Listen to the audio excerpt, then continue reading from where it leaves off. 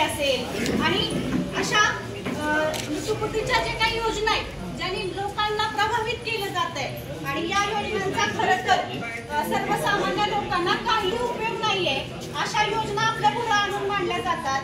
या योजनांना कुठेतरी पायबंद घातला पाहिजे।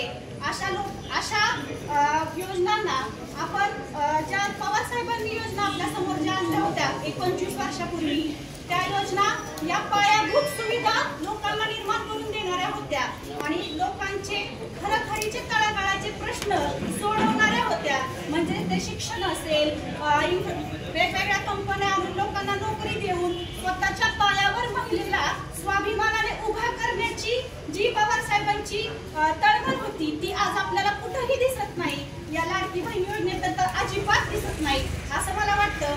आणि आपण अशा प्रकारच्या ज्या सर्वसामान्य लोकांना उपयोगी पडतील अशा योजना इथून पुढे जर आपल्याला आणायच्या असतील तर आपल्याला विधानसभेला महाविकास आघाडीचं सरकारच आणणं गरजेचं आहे असं मला वाटतं।